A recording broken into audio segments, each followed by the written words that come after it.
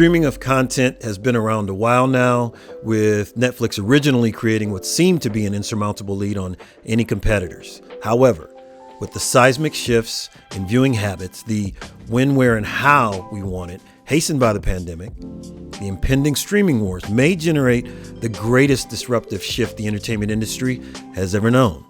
Definitely greater than the shift from silent to talkies, black and white to color, film to digital, fill in the blank. And it's only just begun. So today, we've decided to invite a longtime friend, GregKindseth, in order to launch discussions regarding all things streaming, which I think will do a lot this year.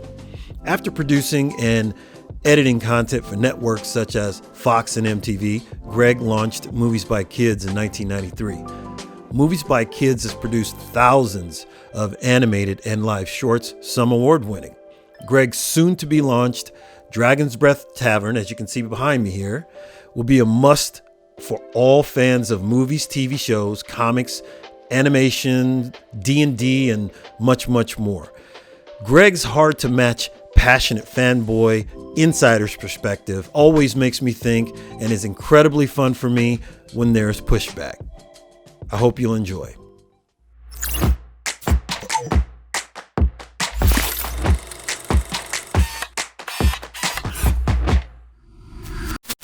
Hey guys, today we're bringing in one of our longtime friends and someone we love to get into heated debates about all things entertainment. And it makes me feel good because he's always on the losing side. So it makes me look better. I don't know about that. We're going to see about that. Right. But outside of the debating, I love just discussing any and everything that's going on in the entertainment biz with Greg. Greg, as you know from the introduction, I gave you a thorough introduction as to who Greg is. So we're going to dive in today.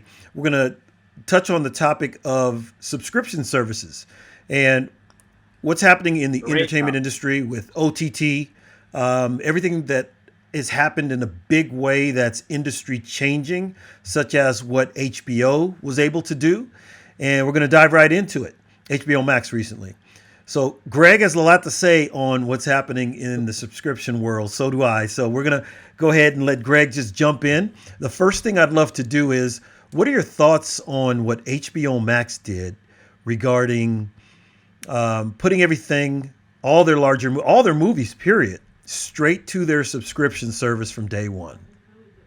Well, I think that largely it's a great move, and this competition that everyone's doing, that everyone has right now, the competition with Netflix and HBO Max and Amazon Prime and all those streaming services and Peacock coming out, it's only good for the consumer because we're reaping the benefits of all these people fighting over space and fighting over things.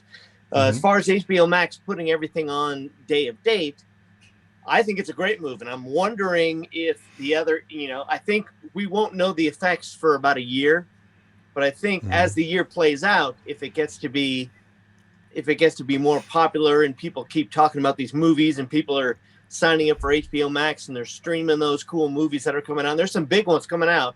The big turd that came out, the Wonder Woman, their flagship one that they launched, in my opinion, didn't turn out that great. But but as they've got some big movies coming out, and as they come out, I think the other networks and the other studios are going to have to follow suit if it works. If it doesn't work, I think the other studios right now are fighting them. I really think they're fighting them. You heard about the AMC theaters being so mad that HBO Max did this, which I think is hilarious because HBO Max was very upset with AMC for creating their subscription service. If you remember that that all went down, they were mad at AMC, and now AMC is mad at HBO Max. So again, the consumer wins because now we get movies. If you have HBO Max, we get movies at home.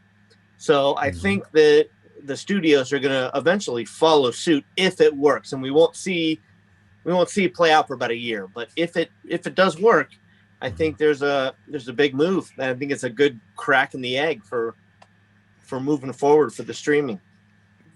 I think if the streaming piece works, the consumer is going to benefit. The audience, we're going to win. For sure. I don't see how after COVID, in any way, shape, or form, even when everyone is vaccinated, I just don't see. Two things have happened, or a few things that have happened, that are going to cause the potential of going back to theaters almost impossible to go back to what would be okay for them to continue to make $200 and $300 million movies when you add marketing and advertising, print and P&A costs into on top of production costs to make their money back. And so I think the idea, the fact that televisions are now extremely inexpensive, 40 to 65 inch televisions, you can buy last year's models for not much. And no matter where you live on the status economically, you actually have the capacity to buy multiple televisions, high def televisions for your home now. So with that being said, you have Netflix putting out new content each week. You have Disney Plus killing it, in particular with the MCU, Marvel Cinematic Universe, as well as Star Wars. And I think it's very difficult now that HBO has entered the game in a very big but unique way of their own. It's going to be almost impossible for, I think, to get people to then say, let's go to the movies. Let me go spend 50, 60 bucks for one night for one movie to take my family, or to hire a babysitter so my wife and I could go out for dinner and enjoy an experience, when we can do this at home, make a great meal. The kids are here. We can stop and watch the rest of it tomorrow if we get tired, or whatever the case may be. I don't see it coming back. So moving forward, I disagree with you in that I don't think it's going to take 12 months. I actually think in the next 6-7 months, probably by midsummer, we'll have an idea. Live TV, sports and news, subscription service, which includes on demand. That's how people are going to get their content. The Olympics are coming up. People will watch that. Super Bowl is going to be big, I think, this weekend. We're filming this. And outside of that, why in the world would you want to go pay 50 to 100 bucks for one night on a movie that might grab your attention? So, well, I know there's a whole nostalgia aspect to it as well, because right. Our generation and any generation that grew up with movies, we don't want to see them go because the nostalgia of going to see the movie, having your bucket of popcorn with your drink and your, and talking with your friends before the movie, watching the previews and after the movie, it's a whole thing, and I love the movies. I'm one of the guys who really, really, really loves going to the movies. But on that same thing, if you didn't grow up with that, so when our generation goes away, the new generation coming in, they don't have that same nostalgia feel. So theaters are going to have to do something to bring them in. They're going to have to. And I don't know what they can do. And you're right. It can't be charging these ridiculous rates for you to go and have this experience that you can have. As of now, we can have as good, if not better, of experience at home. So they have to find some way to bring us in. They have to find some way to put butts in the seats, because otherwise they got nothing. They really have nothing. I'm the same as you. For nostalgic reasons, I definitely want them to succeed, but I just don't see any way moving forward. We've had discussions, you and I, debates, discussions, same side, different sides, on the idea that, and this was 10 years ago, we started saying, how in the world are these things the movie theater is going to survive? How are they going to survive? Right. And now here we are. And of course, COVID is now kind of pushed that threshold. Yeah. That accelerated it to the point where now we're here. We're actually past it now. And so when you look at the attitudes of anyone 30 and below, and how they actually ingest any of their content, and you look at the behaviors of, as they're starting their lives, they're creating their families, and how they want to ingest content, they're not even interested in going to the movie theater. They want to see the movies, but they're cool with watching.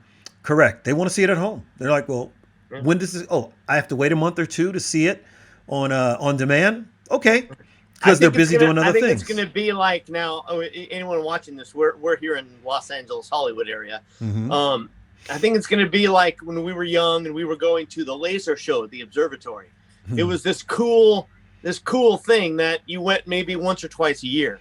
You didn't, but you didn't go every weekend or every other weekend or whatever. Correct. You went a couple times a year. And I think that, I think there still will be a handful of theaters that do that around the country, but largely, I don't think the bulk of the way a movie is going to be, the money a movie is going to be made, I don't think will be at the theaters anymore. Right now, they judge a movie by how many theaters it goes into and how much box office sales and all that kind of stuff. But I think they're going to have to rewrite all of that. And they're doing it right now. They're trying to rewrite. Well, I haven't heard a definitive answer about how much a movie makes when it streams online. I haven't found that answer yet. And I know that people keep trying. They say, well, 200 million eyeballs went on that movie. Well, what does that translate into dollars? Right. You know, I mean, maybe you could take, you know, the average person's Netflix viewing experience, how many Netflix shows they watch throughout the week. And let's say they watch, just for argument, let's say they watch 10 things throughout the week. And one of them happens to be the movie. You could say, okay, that's worth, they're paying, you know, X amount of dollars per week for Netflix. And this movie is 1/10 of that. So, and then every times that by 200 million, I don't know. I don't know. It'll be interesting to see. Right. But they've got to figure out some sort of algorithm to figure out how much a movie makes. Because otherwise, you know, and I really hope they don't go into like advertising during the movie and all that kind of stuff. I really hope they stay away from that, because that would just be a complete nightmare. On that note, that's a good segue into the next segment, because I do believe you and I are proponents of the opportunity to binge watch content when it's of interest to us. Yes. And with that being said, the one that has always led the charge in that respect and still leads the charge in that respect is Netflix. I think that was one of the unique ways in which Netflix secured its spot at the top. Disney's Disney. So it's very difficult to put onto the rest of the industry anything that Disney does, because Disney is so unique in the history. I mean, Star Wars alone could have its own subscription service and be very strong. Now with the MCU, they could have their own. But the fact that they're both under Disney's banner. Don't forget Indiana Jones. Indiana Jones coming up. Yep. All the Pixar stuff. The Pixar stuff, as well as Disney stuff. Disney's everything from day one.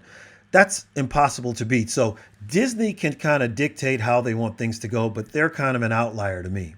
Netflix was first. They're doing it at such a way that they're binging and putting out new content every Tuesday. That works. As for everyone else, I don't know yet. Even with Warner Brothers releasing all of their content this year, day and date, on their subscription service, I don't know yet if releasing content each week for them when they come out with series, multiple episode type content, I don't know if that's going to be as successful. And anyone below them, now Peacock and whatever Sony's going to do, CBS All Access, all the other conglomerates, I don't know that if they don't adopt more of Netflix's deal rather than Disney's way of doing business and putting out their content, I don't know that they're going to necessarily be successful. I personally think the binging opportunities are far superior to the weekly traditional way of doing things. What do you think? Well, I think it's a great question, because I think, and I'm probably going to be on the outside of this question, of this argument, or not argument, but debate.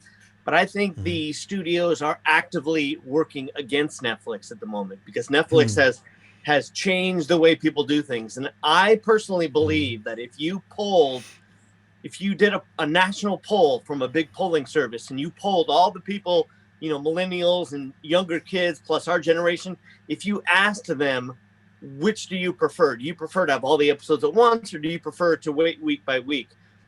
I guarantee people are gonna the all at once is gonna win by a mile, but they don't think that way. They believe they know what we like, and I don't like that attitude. They believe they know better than we do. They believe that they know what we want to see more than we do, and so they keep putting these things out, almost in antithesis of Netflix, to make them mad. They put it out once a week, and they rely on the anticipation. Now, you know, the way a traditional TV show, and you mentioned the way traditional TV worked back in the day, and it's worked that way forever, you know, the 50s, 60s, whatever.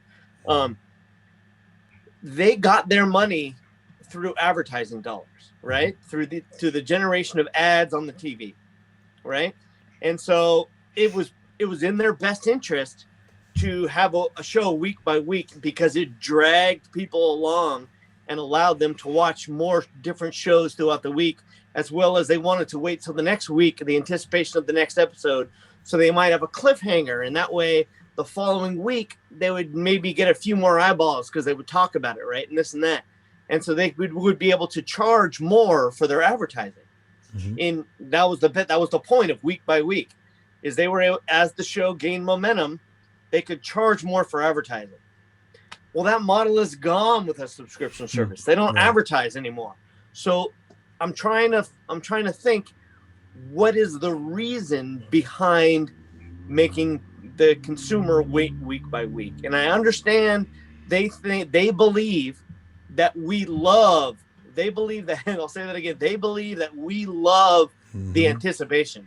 They believe that we thrive on waiting a week to see the next episode. They believe we're antsing at the bit to they believe all those things in their heart. And it might be true to a certain extent, but if you asked people, they would say flat out, I'd rather have all the episodes at one time.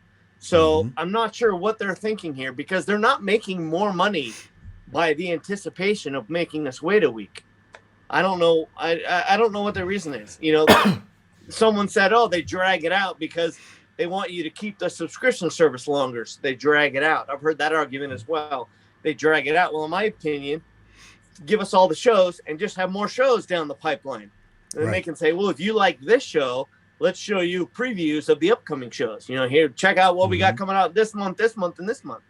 You don't need to drag it out, in my opinion. You don't need to drag a show out, especially when it's only 8 episodes, you know, the 8 episode arc, which is another thing I want to talk to you about, the 8 episodes. But yeah, I think Netflix is going to ultimately win. I think consumers are going to get mad. If you talk to millennials specifically, they're not patient people. I don't know. You've got kids. I've got kids. Our kids are not patient. They're not the kind of kids.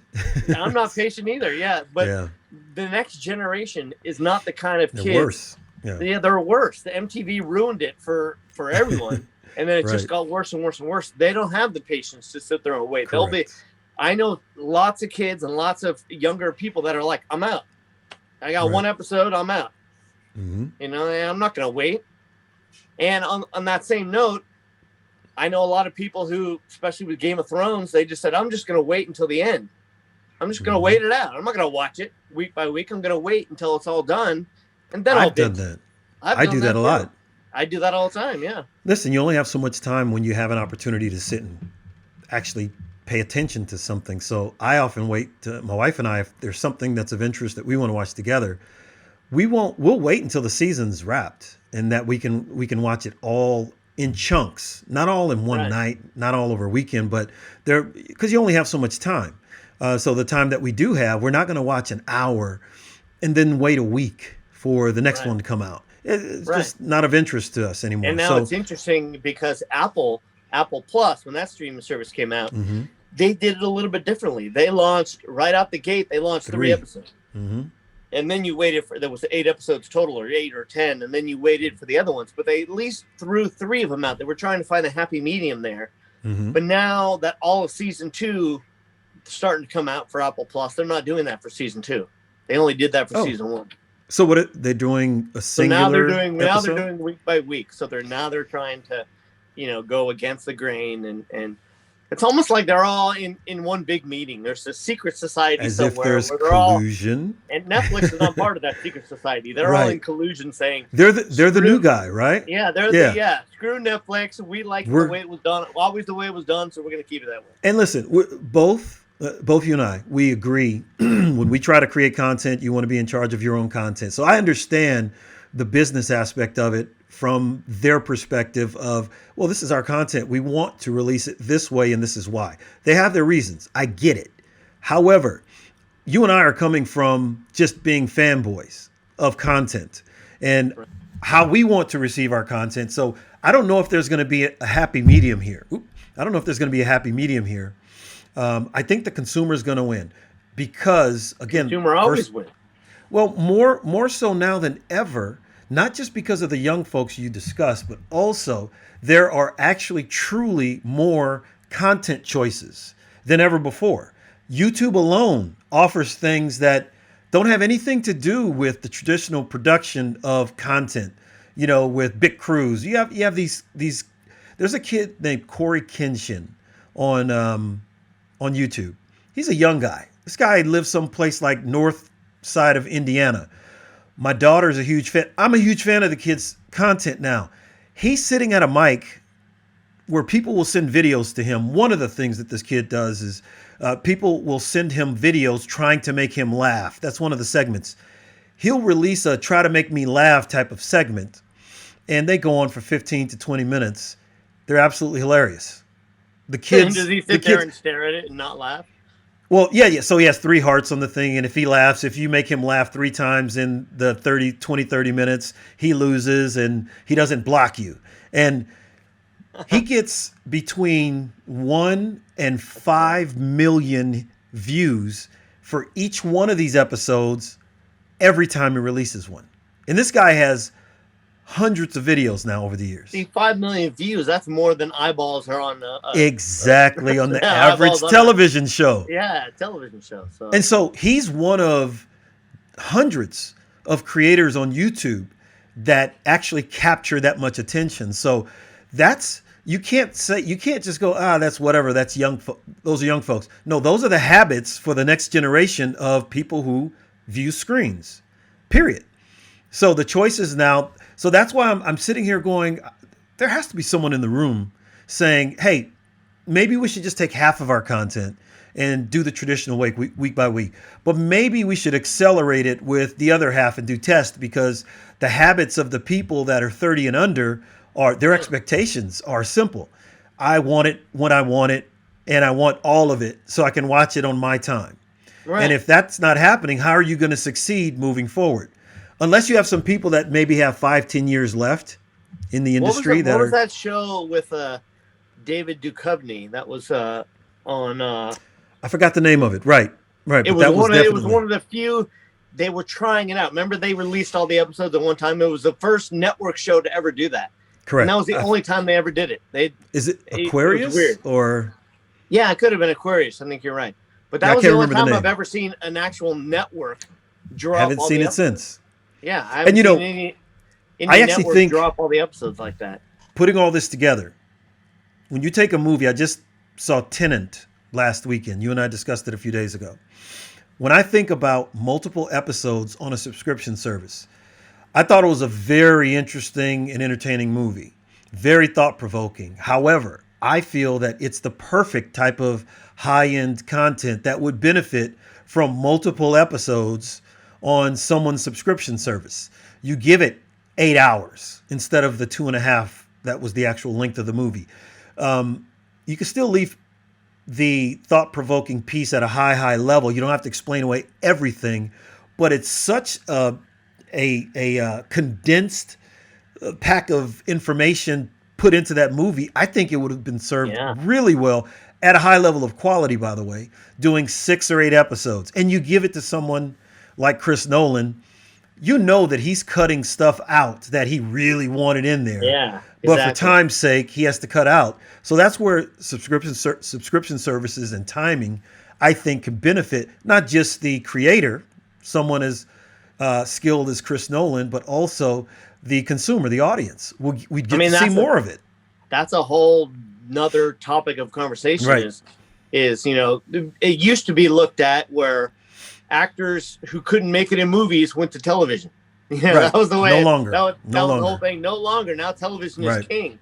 Television is overtaking movies by a mile, because you can really drag out and tell a story to its thorough outcome, which I think is great. I love television for that. I love how you can delve into a story and really just go wild. I like it better than a 2-hour movie a lot of the times.